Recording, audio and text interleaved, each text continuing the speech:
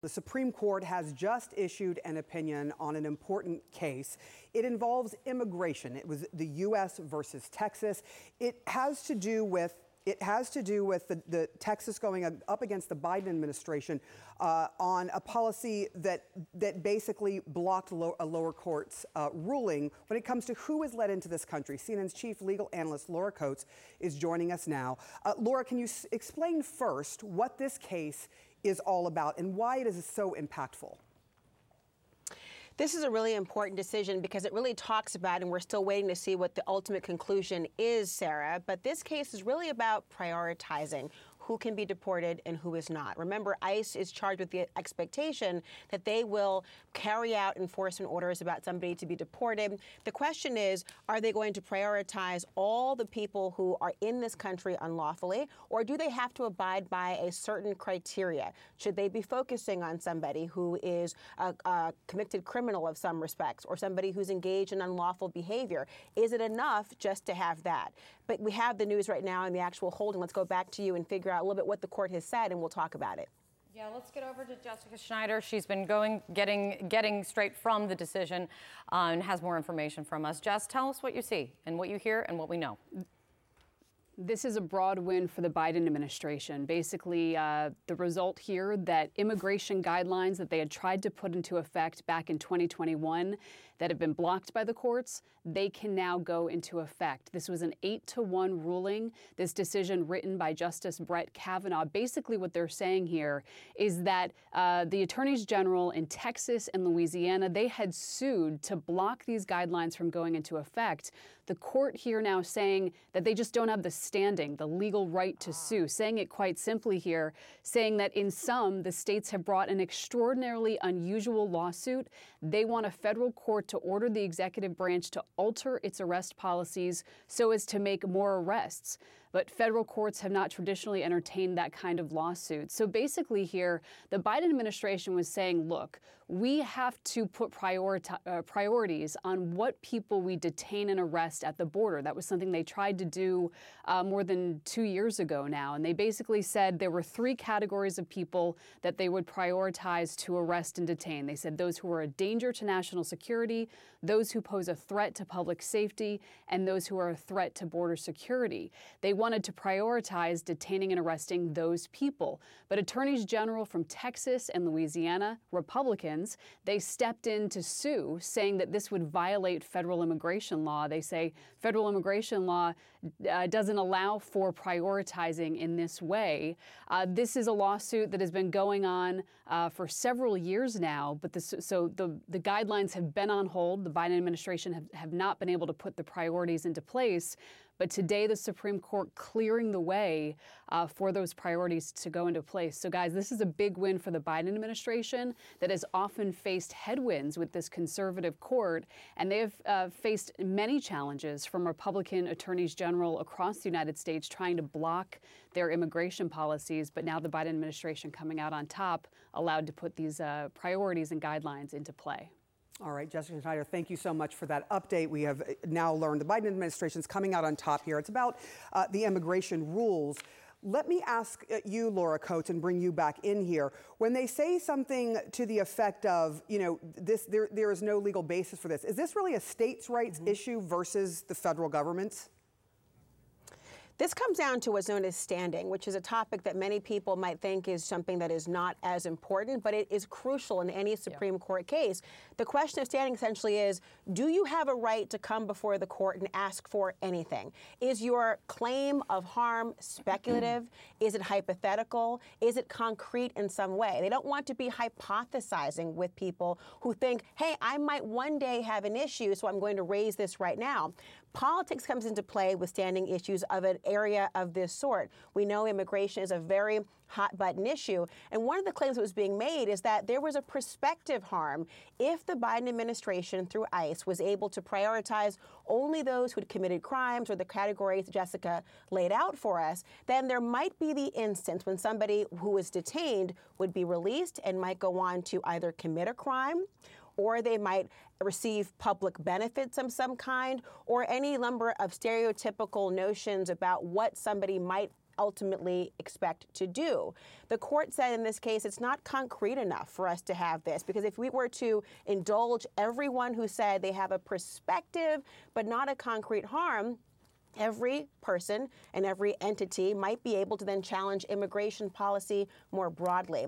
This is a big win, of course, for the Biden administration, because it's about the prosecutorial priorities that the executive branch is able to have. There is simply no way, given the numbers we have of people who are unlawfully in this country, to detain or deport or seek to prosecute or go through the necessary paperwork of every single person by their virtue of being here. There have to be some prosecutorial priority decisions made. And this case came down to whether ICE or the executive branch has the right to do and set those very priorities, even though it might be contrary to some political policy decisions, excuse me. And Laura, I mean, every case before the court is obviously different, and you have to consider, consider so many different factors in their decisions. But seeing this win for the Biden administration on immigration, and then just previously us reporting on the very big win and surprising win for the Biden administration when it comes to the Voting Rights Act, that decision that came down just, 2 weeks ago. It is a bit counter to what people thought was the tilt in the direction the court was going. Just your thought on kind of seeing that as we're about to be wrapping up this term. Well, there has been a lot of criticism for this Supreme Court on an ideological bent that is not premised on the facts or the law or the Constitution, but rather as a political entity. We're seeing that with the ethical concerns that have been raised for Justice Samuel Alito, Justice Clarence Thomas. This has been raised over time in conversations about who has appointed a particular justice and what this might ultimately mean in terms of how they will rule. It should be comforting for people to know that the court at this point seems to be a bit unpredictable, which frankly is what you would like to have happen. You want to be able to go into a courtroom and hear this be heard before the 9 Supreme Court justices and not be able to say, all right, these 4 are going to say this and these 5 are going to say the rest, because then that wouldn't be an open-minded, objective bench that you were trying to appeal to. And so there is some comfort in knowing that there has been some sort of non-bingo card moments that we didn't necessarily have. But I want to be cautious. When we talk about the Voting Rights Act, it's obviously distinct from immigration policy. It is a win for the Biden administration, yes, but it also is in line with the prosecutorial discretion that every agency needs to be able to have in the executive branch to decide how best to use their resources. And so it applies to Biden, but probably future and past presidents as well. All right. Thank you so much, Laura Coates, for that analysis. Let's go to the White House. Everyone's talking about the fact that the Biden administration won its case in this particular case and has won one before. Arlette, are you hearing any reaction from the White House at this point?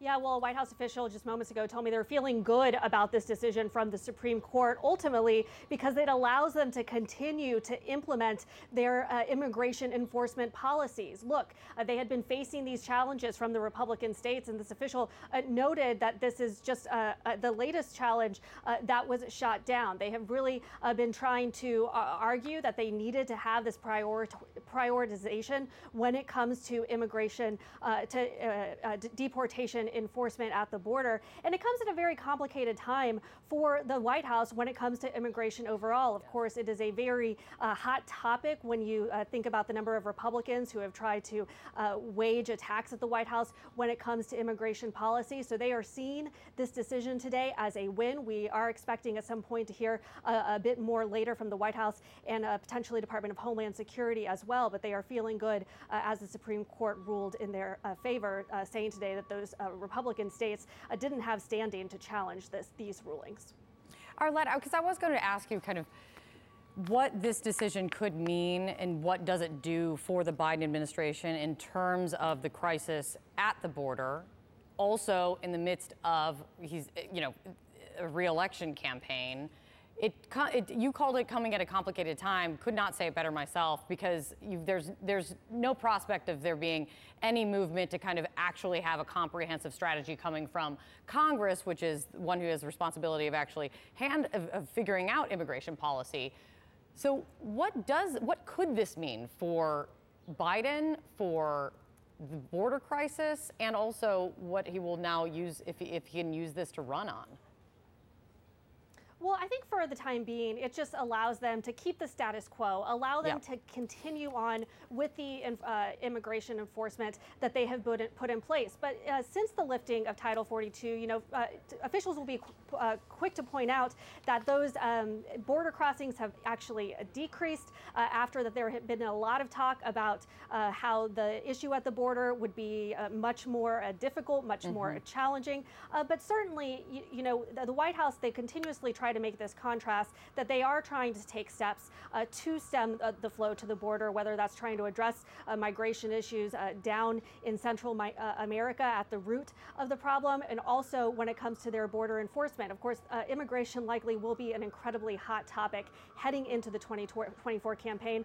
The White House has argued that the way to solve this is through comprehensive immigration reform, which has yet to gain any actual traction up on Capitol Hill. But they are viewing this as a win today because it allows them to continue the policies that they have in place.